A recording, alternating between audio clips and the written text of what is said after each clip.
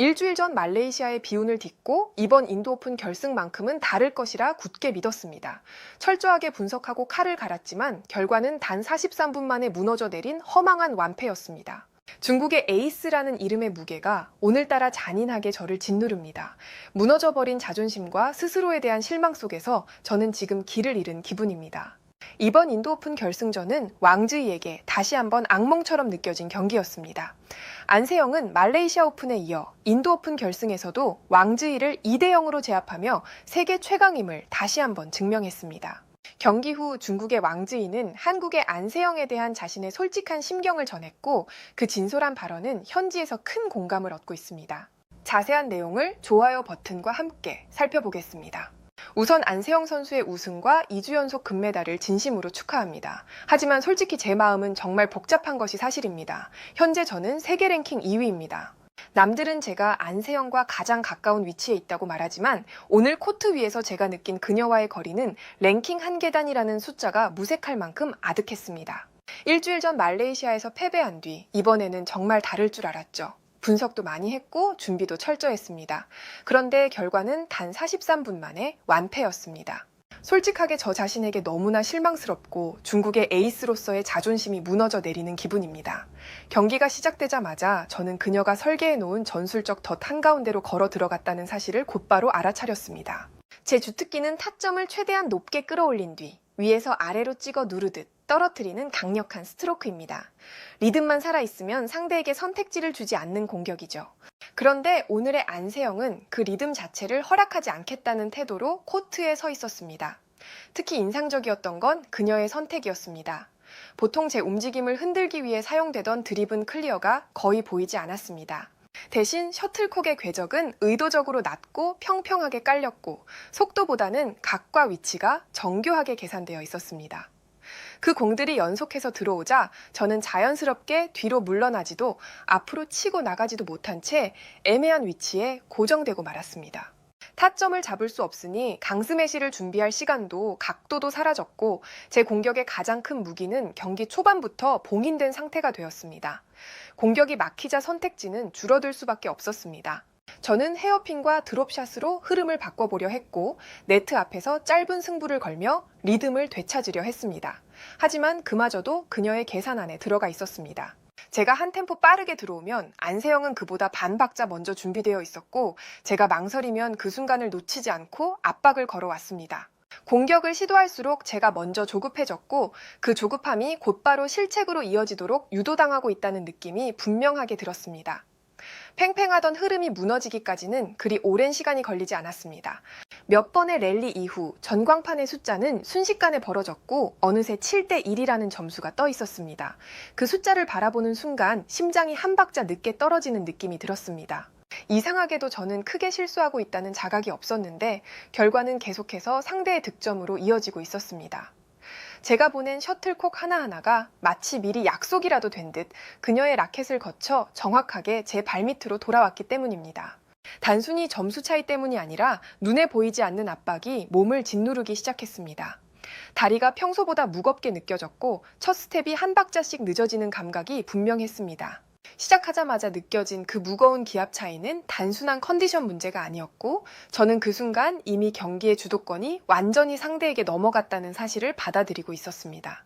1세트 중반으로 접어들면서 저는 더 이상 물러설 곳이 없다는 사실을 분명히 인식하고 있었습니다. 이대로 흐름을 내주면 경기는 생각보다 훨씬 빠르게 끝날 수 있다는 위기감이 들었고 그 순간부터는 공격 욕심을 내려놓고 오로지 한 포인트, 한 랠리에만 집중하려고 했죠. 수비 위치를 조금 더 낮추고 셔틀콕을 길게 살려보내며 그녀의 리듬이 흐트러지기를 기다렸습니다. 그 과정에서 몇 차례 안세영의 범실이 나오기 시작했고 점수는 서서히 좁혀졌습니다. 전광판에 15대 13이라는 숫자가 찍혔을 때 그제야 숨이 한번 크게 들어왔습니다. 솔직히 말하면 그 순간에는 이 경기가 다시 시작됐다는 느낌이 들었습니다. 흐름이라는 게 그렇게 단순한 건 아니지만 코트 위에서는 분명히 그런 착각이 생기는 순간이 있습니다. 한 점만 더 따라 붙으면 상대도 흔들릴 수 있고 경기는 완전히 다른 양상으로 흘러갈 수 있겠다는 생각이 스쳤습니다. 하지만 안세영 선수는 그런 틈을 허락하지 않았습니다. 제가 숨을 고르고 다음 포인트를 어떻게 가져갈지 고민하는 그 짧은 순간조차 그녀는 이미 다음 수를 준비하고 있었죠. 가장 뼈아팠던 건 제가 2점 차까지 좁힌 바로 다음 랠리에서 안세영이 보여준 선택이었습니다. 흐름을 유지하려는 제 의도를 정확히 읽은 듯 그녀는 지체 없이 과감한 푸시 공격으로 제 자세를 무너뜨렸고 이어진 랠리에서는 각도가 거의 보이지 않는 대각선 샷으로 코트를 갈라놓았습니다. 그 차이는 랠리의 길이에서 더 분명하게 느껴졌습니다. 저는 한 점을 얻기 위해 수십 번의 스트로크를 버텨내야 했고 몸과 집중력을 모두 소모해야 했습니다.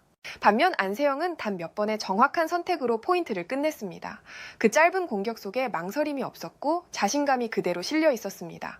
그렇게 흐름은 다시 급격히 기울었습니다.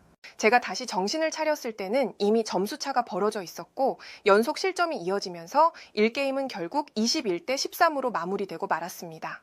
그 순간 머릿속을 떠나지 않았던 생각은 하나였습니다. 나는 분명히 최선을 다해 쫓아가고 있는데 그녀는 이미 더 멀리 달아날 준비가 되어 있다는 느낌. 그 간극이 바로 이 경기에서 가장 버거웠던 부분이었고 제 마음을 가장 지치게 만들었던 이유였습니다. 두 번째 게임은 더 고통스러웠습니다. 초반 6대5까지는 어떻게든 버텼지만 안세영 선수가 기어를 높이자 저는 속수무책이었습니다. 안세영의 특유의 질식 수비가 시작된 거죠. 제가 모든 체중을 실어 코트 구석으로 꽂아 넣은 스매시조차 안세영은 마치 제 마음을 다 읽고 있다는 듯 가볍게 걷어 올렸습니다. 셔틀콕이 바닥에 닿지 않으니 제 체력은 2배로 깎여 나갔고 정신적으로는 탈진 상태에 이르렀습니다. 특히 11대 7 인터벌 이후에 나온 장면은 아직도 잊히지 않습니다. 제가 회심의 공격을 날렸는데 안세영 선수가 몸을 날려 넘어지면서 그 셔틀을 살려냈습니다. 셔틀콕이 절대로 바닥에 닿지 않을 것 같은 절망감. 세계 2위라는 제 타이틀이 오늘처럼 무겁고 부끄럽게 느껴진 적이 없었습니다. 20대 11에서 제 마지막 백핸드 리시브가 코트 밖으로 나가는 순간 저는 오히려 이 긴 긴장이 끝났다는 사실에 허탈한 해방감까지 느꼈습니다. 안세영 선수의 당당한 포효를 들으며 저는 코트 위에서 철저히 파괴된 제 배드민턴을 인정할 수밖에 없었습니다. 안세영 선수와 맞붙을 때마다 제 안에 두려움이 생기는 것은 부정할 수 없는 사실입니다. 그녀의 수비, 그녀의 집요함, 그리고 위기 상황에서의 냉정함은 저를 압박하고 제 플레이를 위축시킵니다. 하지만 저는 여기서 멈추지 않을 겁니다. 세계 2위라는 이름표가 부끄럽지 않도록 저는 이 두려움을 극복해야만 합니다. 안세영이라는 거대한 벽을 넘지 못한다면 저는 영원히 2인자로 남겠죠. 오늘 제가 느낀 이 무력감과 눈을 질끈 감았던 그 순간의 비참함을 잊지 않겠습니다. 해외에서는 이 같은 반응을 보여주었고 좋아요와 무료 구독 그리고 알림 설정해 주시면 영상 제작에 큰 힘이 됩니다. 여러분들의 생각을 자유롭게 댓글로 남겨주시고 오늘도 시청해 주셔서 진심으로 감사드립니다.